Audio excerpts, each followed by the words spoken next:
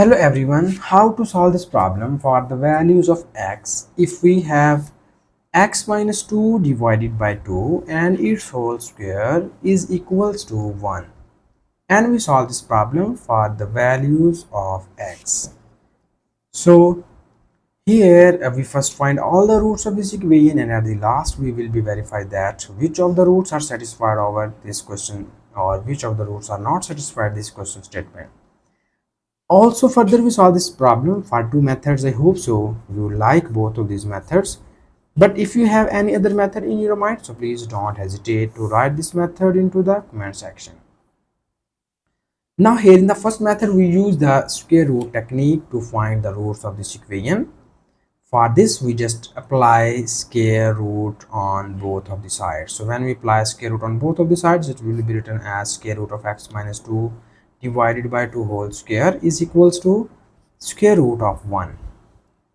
And now here in the next step, this 2 and this square root are gone, and we get here x minus 2 divided by 2 is equals to, this is square root of 1 becomes plus minus 1. We know that square root of 1 is 1, and when we apply the square root on both of the sides, then we write here plus minus sign on any one of the side. Okay.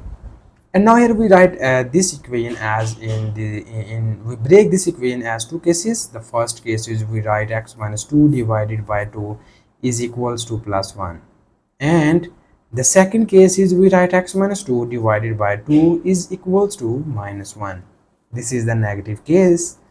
And further in the next step we need to move this 2 to the right hand side, and it will be written as x minus 2 is equals to, this is 2 times of 1 becomes 2, and here we, for the values of x, we move this minus 2 to the right hand side, and it will becomes 2 plus 2, and 2 plus 2 is equals to 4. So this is the value of x from here. And in the next step we again move this 2 to the right hand side, and it will becomes x minus 2 is equals to, this is 2 times of minus 1 becomes minus 2. And here we move this minus 2 to the right hand side, and it will becomes 2 minus 2.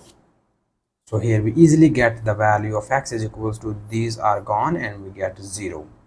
So the second root of the given equation is x is equals to 0. And in the next step we again solve this problem for second method. I hope so you like both of these methods. And now in the second method we need to again copy down given question statement. So the given question statement is x minus 2 divided by 2 whole square is equals to 1. This is our given question statement. And in the second method we use the algebraic formula technique to solve this problem. So first we write this case sign on both of these values, and it will be written as x minus 2 square divided by 2 square is equals to 1. And in the next step we need to move this 2 square to the right hand side, and it will be written as x minus 2 square is equals to 2 square times 1 is equals to 2 square. And further in the next step we move this 2 square into the left hand side, and it will be written as x minus 2 square minus, this is 2 square, and 2 square positive 2 square, when we move it into the left hand side it will becomes negative 2 square, and this whole equation is equals to 0. So here we use this nice algebraic formula. You know about that. If we have a square minus b square is equals to a minus b times of a plus b. You see here the base of this term is our a, and the base of this term is our b. According to this formula we just break our above equation as in this form. First we have a minus b. The value of a is x minus 2 minus, this is b, the value of b is 2, into again we have a plus b, the value of a is x minus 2, and plus the value of b is 2 only, and this whole equation is equals to 0. And in the next step we need little bit simplifications here, and it will becomes, this is x minus 2 times 2 becomes 4 into, this is negative 2 and positive 2 are cancelled out by each other, and we get here x only, and this whole equation is equal to 0. So now we divide this equation into the two cases. The first case is we write x minus 4 is equal to 0, and the second case is we write x is equals to 0. Okay, so in the next step we move this minus 4 to the right hand side. X becomes 4 only. Okay, and from here we easily get this is x is equals to 0. So you see here in the second method we again get the values of x are 0 and 4. And now here in the next step we need to verify that which of the roots are solution and which of the roots are extraneous root.